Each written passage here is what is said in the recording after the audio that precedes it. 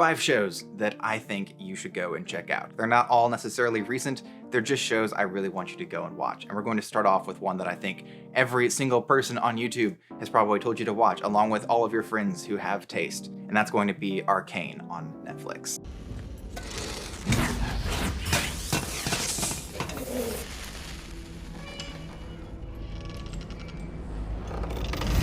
This is a show that came out of nowhere, honestly. I did not expect it to be any good because it's based on a video game, but I just expected it to be like a League of Legends show. I kind of went in thinking it was going to be some sort of battle royale or whatever League of Legends is. I'm not a League of Legends player, I'm sorry. So I had absolutely no plans to check this show out. I wasn't interested in it. I thought maybe it looked a little bit good because I saw a trailer for it, but I didn't see enough there to compel me to go and watch it because it still had this thing hanging over it that was the League of Legends title, and it just didn't really interest me. But then I saw so many people saying that it was unexpectedly amazing, and I finally went and I watched it, and I am so glad that I did. Probably one of my favorite things that I have watched in recent memory. I think I've watched it through about 3 or 4 times. One of those times was with my mom when I had her finally watch it, and I've had all kinds of other people watch it. I recommend it to anybody that I can talk to who has the ability to appreciate a story in any small capacity. It is a fantastic show, absolutely incredibly done, amazing writing, beautiful visuals. I would say that it reminds me of Titan AE in terms of the quality that it offers. Now, Titan AE, obviously, very old, but in its time, the ability to tell a beautiful animated story like that was, I can't think of anything from that era that I enjoy more than Titan AE. And so when I watched Arcane, that was what came to mind, was Titan AE, because of how that movie made me feel and how Arcane made me feel. I don't want to say too much because I don't want to give anything away, but I will tell you that I will watch the first 3 episodes, which are phenomenal, but they will get you to the point where the story really starts kicking off. So the first 3 episodes are amazing. They may even be my favorite episodes because it sets up the story so beautifully, but the story doesn't really kick off until after those first 3. So I would go watch the first 3 episodes and then see if you enjoy it from there. And the next one you have to watch, I actually sort of mentioned in a previous video where I talked about villains, and that is going to be The Boys.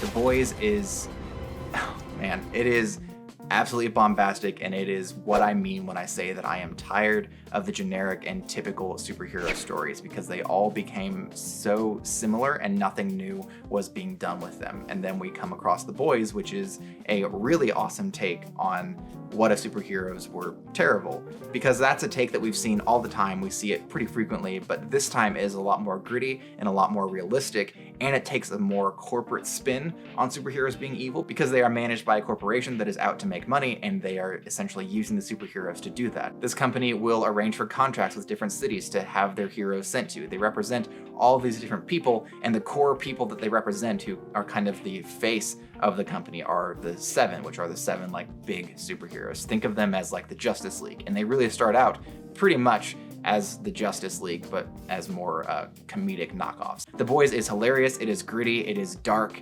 very witty, just absolutely remarkable. I will say I feel like the 3rd season is the weakest so far, but there are also some incredible moments in the 3rd season. So even the episodes of The Boys that I think are a little bit weaker are still incredible television. I have a great time watching it. I've watched it through a couple of times. Currently doing a watch through with one of my brothers and his wife, and again, just the experience of watching this show is, I don't really have anything that I can compare it to. It's amazing. I will warn you that the content in this show is extremely dark and very graphic, so if you are squeamish in terms of blood and gore, or if things like sex and nudity are going to disturb you, I wouldn't really recommend it to you. Now, personally, I don't think that it is excessive. I feel like Game of Thrones, especially in some of its like early and mid seasons, was way more excessive than The Boys is. Do with that what you will. If you are somebody who is going to be averse to that sort of content, then The Boys isn't for you. But personally, I think that it is worth it, and I believe that you'll adjust over time. But if you can get through the content of the first few episodes of the show, then I believe that you can do any episode of The Boys. That's a show that I really recommend to just about anybody, but I especially recommend it to you if you are sick and tired of the generic superhero genre where everything just feels like it's being repeated. Now, this next show I want to recommend,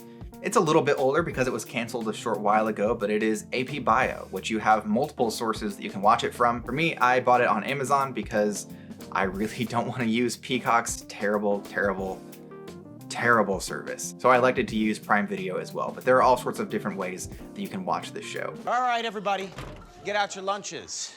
Quickly, come on, let's go. My local bagel shop decided to take the morning off, so I'm starving. Come on, I need to see what Mommy packed. Feeling a little hangry, huh? No. That is such an annoying word. Don't do that, okay? Back of the class, Marcus. Are you serious? Yes, I'm serious. Go, now. I really recommend this if you are somebody who likes sort of witty comedy. It's a little adult at times, I guess, but I would really compare it to something like School of Rock in terms of its content. And in fact, it very much is a sort of School of Rock-ish show, which I think is fantastic. I really enjoyed School of Rock when I was younger, so I think that this is a fantastic show. It's hilarious. Glenn Howerton absolutely kills his role as expected, and the kids who are cast as his students are just phenomenal, absolutely hilarious. The dynamics there are remarkable, and the story is pretty solid, but I feel like it's a little more episodic, especially in the first couple of seasons.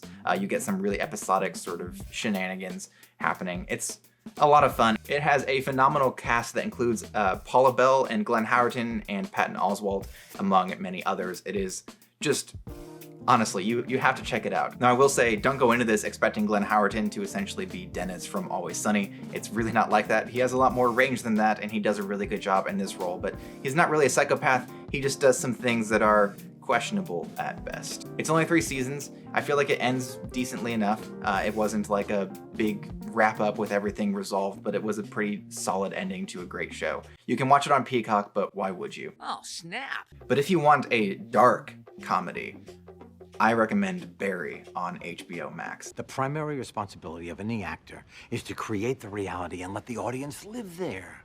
So where are we? Anywhere. You've been somewhere. Come on. Where have you been? Grocery store. Are you asking me or are you telling me? No, I've been to a grocery store. All right, we're in a grocery store. All right, here we go. This is great. What do you see up there on the shelves?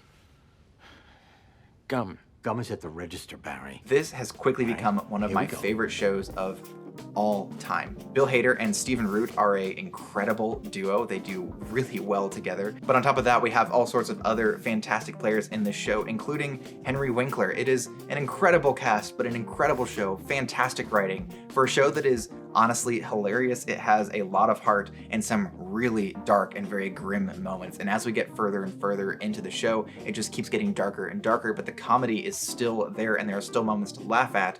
But as soon as you're done laughing, there's a moment where you think you're going to cry or going to freak out or are just going to be scared. It is unparalleled, in my opinion. I cannot think of another show to compare Barry to because it is so unique. Honestly, I think anybody could watch this and enjoy it. If you're somebody who likes dark comedies or thrillers or just Bill Hader or Stephen Root or Henry Winkler, go and check this one out. Man, I cannot recommend this show to enough people. I really think you should give at least the first couple of episodes a shot, see if it's your thing, and if it is, you're just going to enjoy it more and more as time goes on. Now, if you are lost on what the premise of Barry is, I'm just going to go ahead and give you a quick synopsis of it. Barry is about an assassin who wants to stop being an assassin and become an actor. There you go. That's a 1-sentence synopsis, but it is so much more than that, and I just can't get into everything about it. And then the last one that I want to recommend to you that I really think you are going to enjoy, and that I have told more people than I can think of right now to watch, and that I have watched probably the most out of any show because I've rewatched it tons of times now.